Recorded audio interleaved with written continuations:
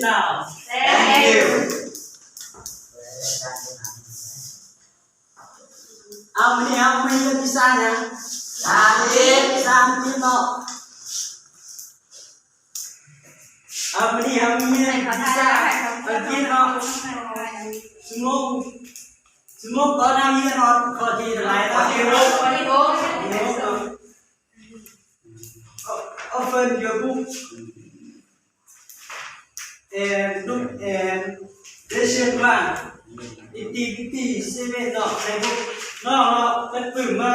เมื่อทีนึงเบิ่งกิจกรรมก่อนเจ็บเนาะ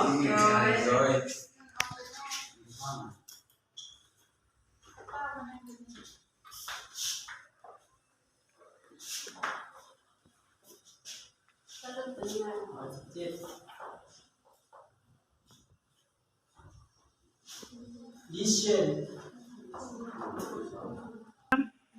เอามื้อนี้เราเอามาเรียนข้อที่7เนาะ Listen to the story เอาหัวบทเลยเนาะฟังบทเดือนเนาะก่อนสิเราไปสู่บทเรียนนี่บางผู้สิเพิ่นคืนบทเรียนเก่าแล้วนี่เนาะบางคนน้องยังชื่อว่าผู้ฝากตัวนี้เป็นไฟชื่อว่าไปเยี่ยมผู้ที่2เลยจำปาผู้ที่3เลยหุ่มพันเนาะผู้ที่4สุนทรนี่คือคดีต่อสู้เรียนใหม่เนาะไอ้พวกน้องเพิ่นปึ้มมาเบิ่งเนาะตอนที่7เปิดแล้วบ่เบิ่งบทเรียนตอนที่7เนาะ The dog's name นี่ชื่อของเรื่องนี้เนาะชื่อของเรื่องนี้มีชื่อว่าชื่อของหมาเนาะดอกนี่พวกน้องฮู้แล้วบ่แม่นยังThe name นี่ฮู้แล้วบ่เพิ่นบ่ฮู้แล้วดอกนี่แม่นชื่อของหมา The name นี่แม่นชื่ออันนี้ก็ไปเบิ่งฟังทีนึงเนาะให้พวกเราสังเกตเบิ่งนี่แม่นไฟสังเกตนิดนึงกันเนาะเด็กน้อยแม่นแล้วเนาะอีกน้อยก็ยังผู้ที่2เนี่ยสังเกตให้พวกเราสังเกตเบิ่งเนาะเด็กน้อยตู้ผู้ที่3เนี่ยเด็กน้อยสะกดจาแม่นแล้วเนาะผู้ที่4เด็กน้อยชอบขนาดกันแล้วผู้ที่5เนี่ยเขาเฮ็ดหยังเด็กน้อยกับหมาแล้วผู้ที่6เนี่ยมีเด็กน้อยผู้เฒ่ามีคนเจ็บมีมาแล้วเนาะเอามาที่ไปเบิ่งทีนึงเนาะว่ากินกับหยังเนาะเบิ่งเลยครูชาให้ฟังเนาะนี่เนาะตุลาเนี่ยฟังบ่บทเรื่องนี้เนาะฟังเสียง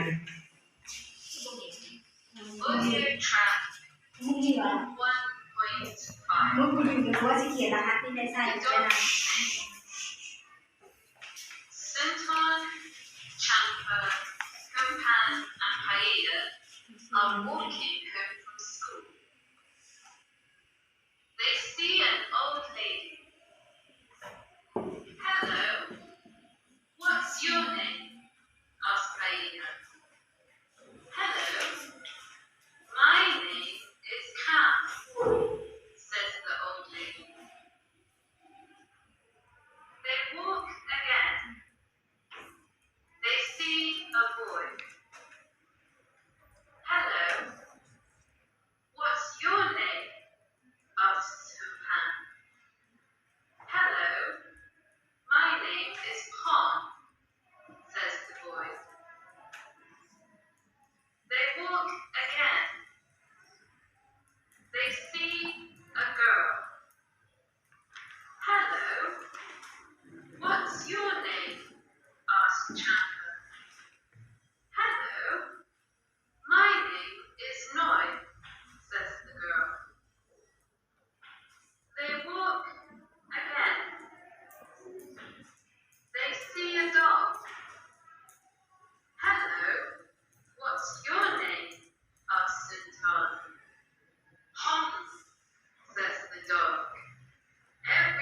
loves at Futon. คาดการณ์ลาเข้าใจบ่ บ่ เข้าใจ บ่บ่ก่อนเนี่ย เบิดนี่เนาะท่านคนลานบ่เข้าใจแล้วเนาะบางผู้สิเว้าบทเรื่องนี้สู่ฟังเนาะบทเรื่องที่หนึ่งนี่ชื่อว่าเนาะมีสุนทรเนาะจำปาเนาะคุ้มพันธุ์ปาเนียเนาะพวกคิง from school เนาะแม่นวันเรื่องนี้เรามีสุนทรจำปาคุ้มพันธุ์ปาเนียเนาะแม่นย่างมาจากคุงเฮียนหมู่ที่สองเนาะเด็กน้อยคนนี้ถามว่า Hello what is your name เนาะเบิ่งนี่ตอบว่านี่เราถามว่าสบายดีเจ้าชื่อหยังเบิ่งนี่ตอบว่าเนาะ Hello my name is คำนี่ตอบว่าสบายดีชื่อของข้อยเป็นคำเบิ่งที่สามเนาะ Hello what is your name จะได้ถามเนาะจะได้ตอบเนาะสบายดีเจ้าชื่อหยังแต่คนนี้ตอบเนาะ Hello my name is พรสบายดีเนาะชื่อข้อยเป็นพรอันนี้มันเป็นคนที่สี่เนาะ Hello what is your name นี่สบายดีเจ้าชื่อหยังเนาะในนี้คนนี้ถามเด็กนี้คนนี้ตอบ Hello my name is น้อยสบายดีชื่อของข้อยเป็นน้อยเบิ่งครูที่ห้าเนาะ Hello what is your name เบิ่งเด็กชายคนนี้เนาะถามกลับมาเนาะสบายดีเจ้าชื่อหยังเนาะมาก็เลยตอบว่ามาก็เลยเฮาว่าโอ้โหชื่อของเราแม่นโป่งเนาะเบิ่งครูที่หกนี่เนาะเบิ่งทุกคน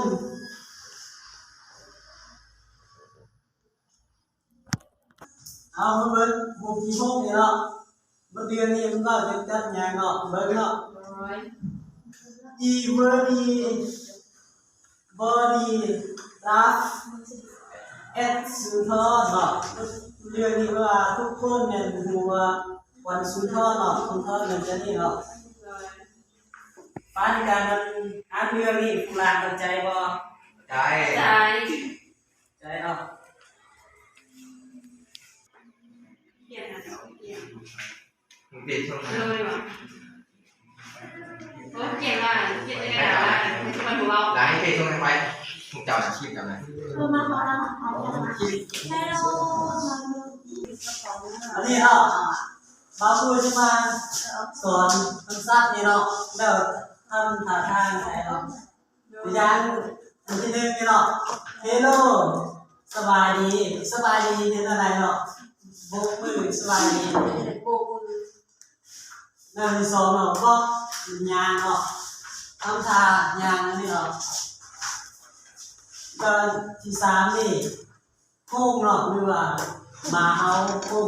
เนาะเอาให้พวกเราฝึกอ่านเนาะอ่านต้องบางพูดเลย Hello เฮโร่ สบายดีเนาะ สบายดี ทำท่า Hello ได้เนาะโบกมือเนาะ เฮโร่ แล้วที่สองเนาะบอกเล่นงานเนาะ บอก ทำท่างานเนาะนี่เนาะที่สามนี่เนาะโป้งเนาะหรือว่ามาเฮาโป้งเอาสุราให้เบิ่งมาเฮาได้ไรโป้งอันนี้คือเนาะเฮโลบอก บอก โป้งเอานี่เนาะหมายว่าการถึงมาอ่านแล้วท่านทางใส่อาสาสมัคร ฮัลโหล เอาเบิ่งดีเด้อเฮโร่แปลว่าสบายดีวอล์กแปลว่าย่างเนาะห้องเหมือนเชียงมาห้องเนาะ เอาชื่อมาเอาตัวมือสุดเลย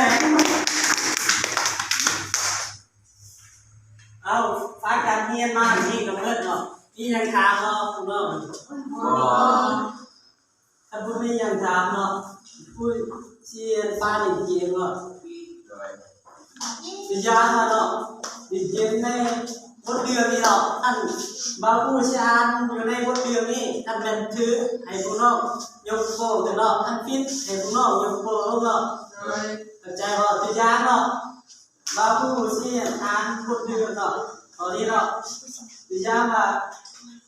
เด็กยิ่งกันนี่เนาะมา Hello what is your name นี่ถามมาสบายดีเจ้าชื่อหยังแล้วเราตอบว่า Hello my name is คำเราตอบว่า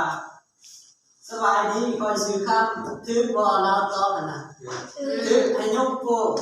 ขึ้นเนาะถ้าฟิตให้ยกโป้ลงเข้าใจบ่เอามาตอนนี้เบิ่งผู้ฟังที่นึงนี่เนาะสุนทรจำปาหุ่นปั้นปาเนีย